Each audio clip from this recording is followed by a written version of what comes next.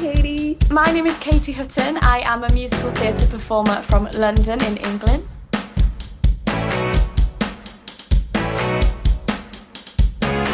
So, hello, Katie. Can you please Hello. introduce yourself for a bit?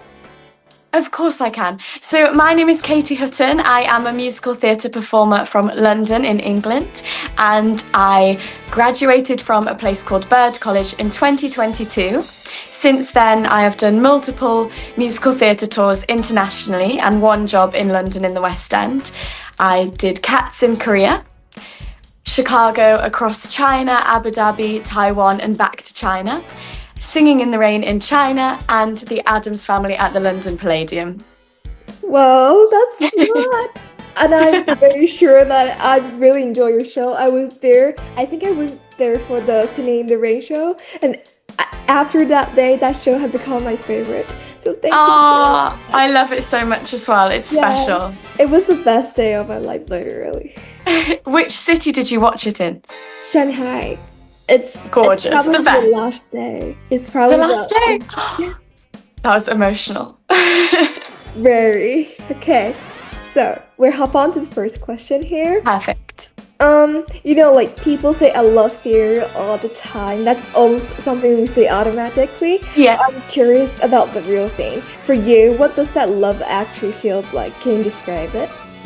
So I think my love of theatre, it started really early. I used to watch the pantomime. That's a thing that we have in England every Christmas, and it's really special because there are pantomimes in every city. So I live in a really small city, so it's one of the only bits of theatre that I could see. And I think that love then developed into I love dancing and singing and acting, and then it becomes work. But I think my love for theatre now is actually about how much it can help people. Like, people often say our job, we aren't saving lives, but I think we are. We're changing lives. And I think that the people in the audience that we get to share the love with, it's really special. And I think there's something so special about live theatre.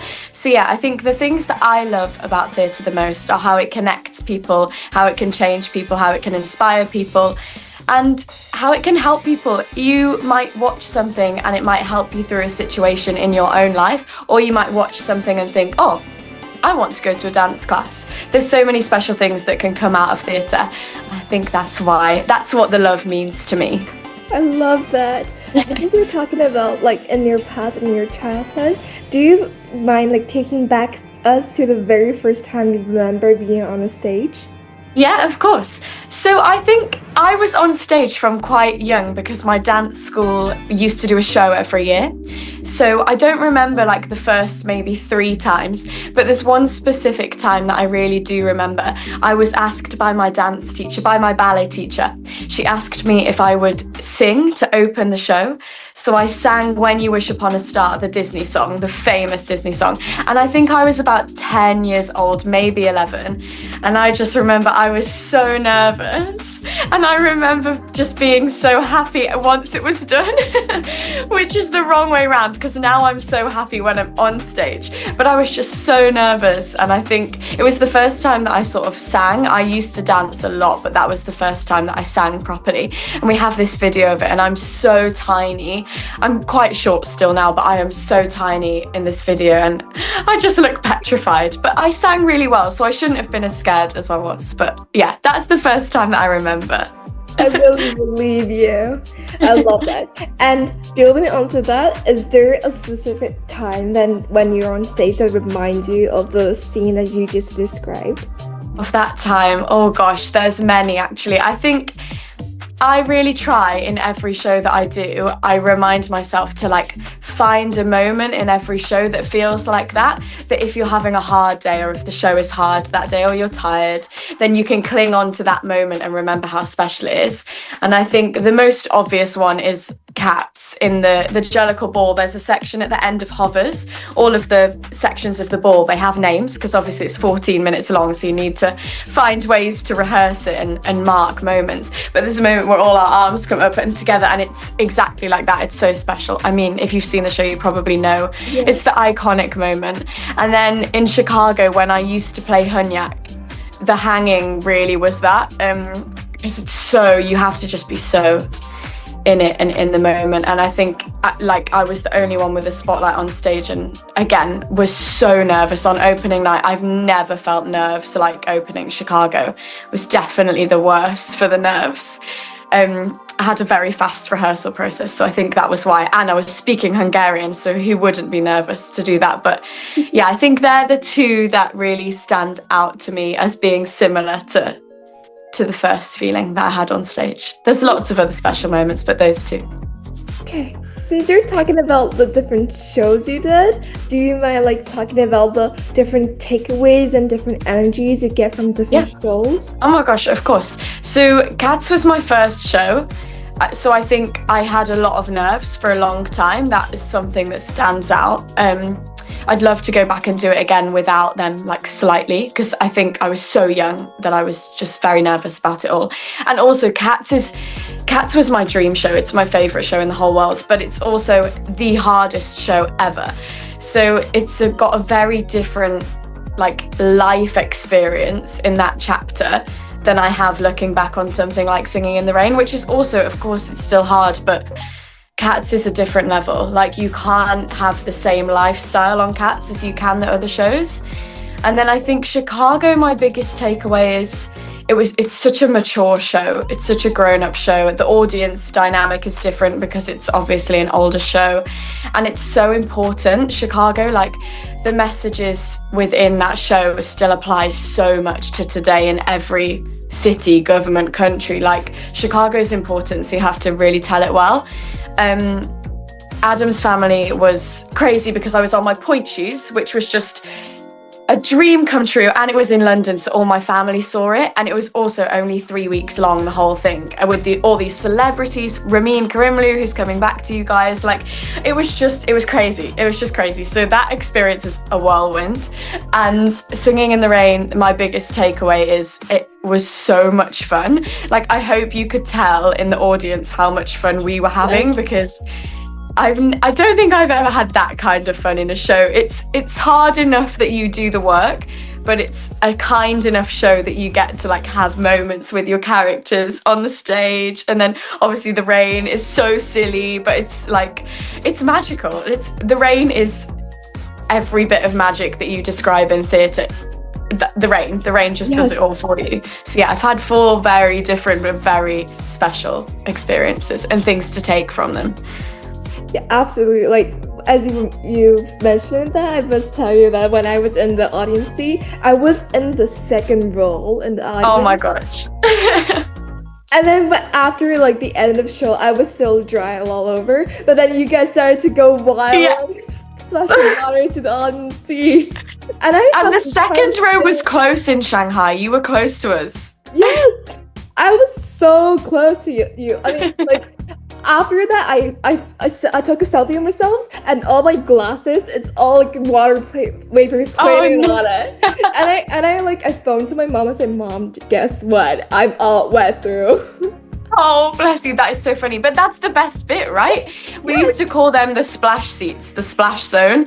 So we had to get you guys. But the last show was crazy. But you know, the boys used to be really naughty on Singing in the Rain because they don't have to do their makeup. So they would get the girls really badly because they knew that we had to redo our makeup for the second show on a 2-show day. So they used to be really cheeky on a 2-show day. It was very funny. Okay, so it looks like we've done the pure magic and happy part. Yeah. But I imagine there's still a lot we don't see behind the scenes. What was the hardest part of being a professional musical theater actress that audience never got to witness? The audience don't see. So, oh gosh, this is a hard question because I never like to detract from the magic. But there's a lot of rejection, which I'm sure you've heard, and a lot of setbacks. So Cats happened quite quickly for me out of college, but then my longest gap was between Cats and Chicago. I had Adam's Family in the middle, but it was very, very short. So it helped like lift me up, but I had to lift myself up too. There wasn't enough things around me to help me. I had to really do the work myself. I think that the highs are so high, like especially 21 years old, playing Rumpelteazer, who, by the way, is she was my dream my whole life. And we were in Vogue magazine, we were traveling the world, all these hotels and everything. And then I came home and I knew that it wouldn't happen again straight away, but I really naively thought that it might happen again quite quickly. And I reflect on it, and Chicago and Cats, it actually was quick, but at the time, oh my gosh, it did not feel quick. And I do a lot of teaching now because I love teaching, and also I'm really lucky that because of the amount of shows schools will have me in. But at the start, when I'd only done Cats, that the teaching stuff wasn't really happening yet either. So I was doing a lot of like normal jobs. I was working at this wonderful place called Le Duca Shoes, and they make all of the shoes for all the shows. So the Can Can girls in Moulin Rouge, that's coming to China soon, I used to fit all of their shoes. That was my normal person job. And I sort of, we used to call it a muggle job, like Harry Potter, but that makes it feel less magical. So now I like to think of, I have like performer Barbie, my teacher Barbie, and my Le Duca Barbie, like all these different sort of personalities and hats that you have to put on between contracts that people don't really notice. For example, Cats, I auditioned for Cats 3 times before I got it, 3 times over a year. I auditioned for Demeter first, then Jemima, and then Rumpelteazer. And yeah, I've had my next job, I've auditioned for it 3 times across 4 years. I can't say what that is yet, but as soon as I can, you will be the first to know. But I've auditioned for it for a really long time. I think I've probably done 18 rounds for that one show. And for Chicago, we did 6 rounds, so like across 3 weeks. It's very, very intense. And I think that people only see the sparkly, glamorous bit at the top, but there's a lot of work behind the scenes. And you really just have to keep believing in yourself. Even if people are giving you no's, you have to believe that they're the right things. And all of the things that I was auditioning for in that time, if I'd known that Chicago was at the end of them, I probably would have chosen Chicago. So it was worth the wait. And also without Chicago, I never would have got to go to China. So I think everything really does direct you in the right way. But when you're in that moment and you're getting no's, it's hard to believe that. But every single yes that I've had has been worth like the 50 no's that come before them. It's always worth it. You just have to keep reminding yourself that in the moment. And it's hard for your family and your friends as well, because they see the glamorous parts, but they also see all of the bits before as well. And it's hard to experience together, definitely. Absolutely, because I'm currently doing like production or school, and we just finished Legally Blonde in March, the end of March. But then we started to audition like all the way back to the summer vacation. Oh my gosh! Wow. Yeah, so it's long time span. But anyways, I got my dream role. I guess I'm super lucky. But there are also girls. There are also girls. Who did you play? Because that's one of my favorite shows in the whole world. Oh my god! I got Margot. She's my favorite. That is one of my absolute Rumpelteazer, Margot, and Roxy. They're my 3. Oh my! I love Roxy. We can do them together. Yeah. Yes, we should really schedule that for some time. I really love that. And but there's some girls who don't get their dream roles. It's super hard for them.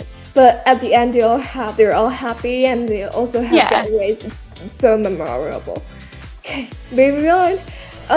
You've mentioned that you've done parts in Cats, you've done parts in Chicago and Addams Family, and I remember that because we've done a school production on Addams Family in about 2 years ago. It's super gothic, but then Cats and Chicago are super different. Like, how do you cope with the different character styles in it? So, how do I cope with it? Rumpelteazer was, I thought she was going to be really easy because I think I'm like her. I think in Cats, you're given 3 words, and these 3 words used to be kept a secret, but you can find them now. Like, they've been spilled all over because Cats is quite old now. So Rumpelteazer is effervescent, naughty, and impressionable. And I think I can like relate to each of the 3 as myself, as Katie. So I thought she was going to be really easy, but I actually found her harder than I expected to, because I'm so obsessed with that show that I think I was accidentally for a while like pulling too much off of other people and what I thought I should do playing Rumpelteazer. But about 3 months into the contract, I think I really fell into my own version of her, because I'm quite girly, and she usually is a little bit of a tomboy, so I had to like find a middle ground. My resident director, who also was my resident on Chicago, he wanted me to be more tomboy, and I wanted to obviously take his notes and go with him, but I knew that mine was a little bit girly too. Like, Rumpelteazer steals the pearls, so I think there's room for my girly side too. So we had to really find a middle balance. So that was the tricky thing about Cats. Cats also, you're in a partnership the whole way through the show, so that's another tricky thing. You've got to really like work together to match each other, and myself and Billy, who was my Mungo Jerry, we did quite quickly. But like, it's hard, like on a day where you sort of have to pull from each other, or I might be more tired, he has to, like, that's the hardest thing with Cats, is the duo. Yeah. And then my characters in Chicago, oh my gosh, so this is a good one for this. Hunyak, I did not find it hard once to fall into her life. I think that Hunyak is a perfect example of, I sometimes think that we do sort of hang ourselves out on show, like we'll do anything for the show, and I think those girls are very that, especially Hunyak. Like, the world is not kind to her, and she just keeps being kind anyway, and I like to think that that's how I approach life, you know. Sometimes if the world's not kind to me, we have to stay kind anyway. So Hunyak I found really easy to draw things from, and then I changed to Liz Pop, and oh my gosh, it's the hardest thing that I honestly that I think I might ever do, because I really found it hard to find myself in her. She opens the cell block, and to me I was like, that's just like not where I fit within this group of women. It might have been in a different group, but within this particular group of women, I can't lead this. And I was really in my head about it for a long time. But my resident, Matt, who's my dear friend, he just framed it as in like, you're so lucky to be doing an American accent on stage and practicing all of these things that might help you in future jobs. And he's so right. And I look back at it now and I know that he was right, but it was hard. It was a hard adjustment to make, to go from like the weakest in the gang to arguably like the strongest and the loudest and the one that starts the things. So that was hard. I love them both in different ways, but Hunyak she's special. And Adam's Family was so cool, because our director Matthew White, he finds his ensemble people really important. He like really goes in on them in the rehearsal process as well. So we had a lot of time with him, even though it was very short. He spent a lot of time with us sort of finding all of our characters, and I was the ballerina ancestor, but my ballerina had to have a way that she died. So I was like researching in like the olden days, how did ballerinas die? Like, was there a method that happened? Like, it's so gruesome. But they used to actually refuse to spray their tutus and their shoes with this fire safe spray. There used to be a fire safe spray, like non-flammable, and they used to refuse to spray them because it would change the colour of their tutu. And if they refused to spray them and they went too close to the stage lights, their tutu would go on fire. And it actually happened quite a lot of times, like we're talking a long time ago. But so that was how mine died. So then they painted my dress darker at the bottom to lighter at the top, and we dyed my point shoes black, like the fire had got her. So it was so cool and it was so detailed, and I have never been in a process like that when he was so invested in all of us individually. It was really lovely. And then Singing in the Rain is so cool because you choose your character in every scene. Like, I had 8 different costumes. I was a different character each time. And then Broadway Melody Girl was just, I mean, when I got to go on for her, I wasn't on for the very last show in Shanghai, but I was on the weekend before.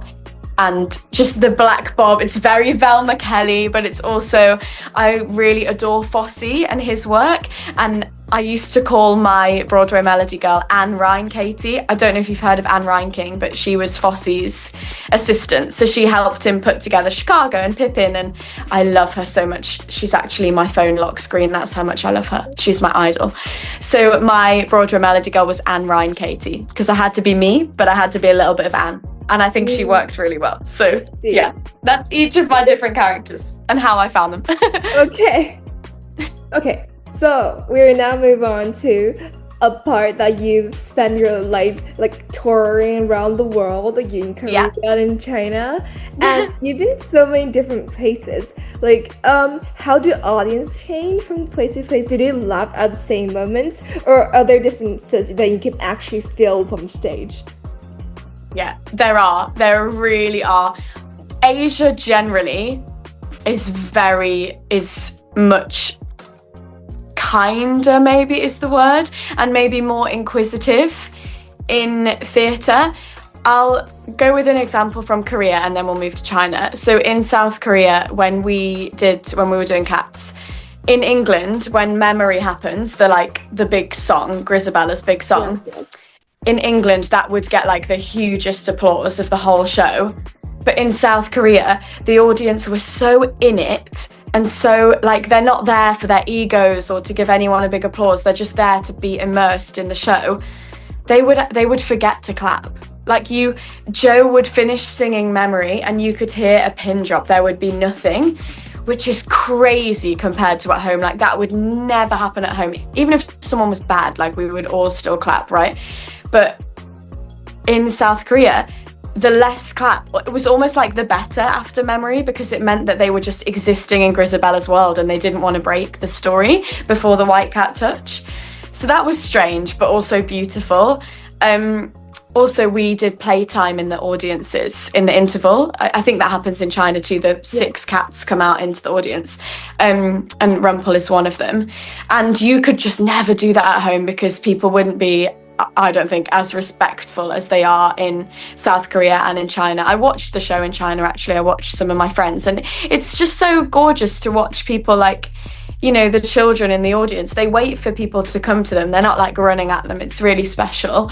So I think that is a big difference. And then I really noticed it in Singing in the Rain in China, if we were in like a more responsive city, because Singing in the Rain and Lena's part especially, really like the drive of the show and the pace of the show really relies on the audience getting it and laughing. And thank goodness we had the most wonderful translator, because people used to laugh at things and I'd be like, I probably wouldn't have understood that in English when I was young. Like, they were really obscure jokes, but she must have translated them so well that they came across to you guys really nicely. Singing in the Rain needs laughs, like, definitely, especially in the scenes. And it really worked. And I think sometimes the smaller cities actually are the craziest audience responses, because maybe they don't get so many shows. So then when they go, it's a real treat. I think that's the other special thing about especially a Chinese audience. Like, we just feel so special and so appreciated, and really like we're changing people's lives. They're getting to see the thing that they can't probably travel to see. It's my favorite thing in the world. I think I'll struggle on my next job because it's in England and I'm so used to being in Asia. Yeah, we really want you back. I know, I want to too. I will. I know I will one day. I can feel it. Yeah, please let me know. I'll pay you a visit. Really. Of course. I will love that. Okay. So let's zoom out a little and talk about the art itself. We live in a world full of films, streaming, and short videos, like endless screens. So what can a musical do that film or a TV show that simply can't? It's live theatre. It's magic. It's tangible. Like, you can feel the energy. There's so many moments I've been really lucky in a lot of the shows that I've done that encourage audience, like not participation but audience connection. Cats especially, like you're so connected with the audience. The naming of Cats, the poem, we come out into the audience and you have to find somebody's eye contact. I think even that in itself, like the eye contact, maybe between performer to audience, but performer to performer, you can't replicate that. You can't replicate being in the room of something like that. And I think the best example that I could possibly give you of why live theatre is so special is the rain at the end of the show, and the rain before the end of Act 1. I mean, sometimes I would stand in the wings when we've left the stage and Don is on his own, and I would stand in the wings trying to peep round to see the audience, because you just hear this gasp. And I remember when I saw the show in 2019 in London, when I was in college, when I was in training. And I remember I nearly cried. I just couldn't believe it, because the film is so iconic, yes, but actually seeing it and actually seeing him be soaked through and the water splashing from his feet. I never teach that show without showing them a video first, because I just think if you know that there's rain there, you move differently, because it's so exciting. Like rehearsals compared to that first day when you're on the stage and in the rain, it's two completely different worlds. You can't replicate that on a screen. And I think, again, another example, Hamilton, they recorded it for Disney Plus, right? Yeah. And it's amazing. And I'm so glad that more people have got to see it. But there's nothing like seeing Hamilton on stage. Nothing in the whole world. It's incredible. That makes me they're just different. I really wanted to go to watch Hamilton, but Hamilton can never come to China because of the historical issues. I hope soon. I really want to go because guess what? This morning I was in a session with Columbia University. I'm planning to go to New York this summer, so I'm planning to go to see Hamilton. If I could stand you have to. Yes, I want to be in the room where it happens. You have to. You must. It's so special. It's exactly that. You're in the actual room. Yeah, if you go to New York, Hamilton should be top of the list. Yeah, I really wanted to see it no matter what. You will. You will. It's going to be around forever. Yes. Okay.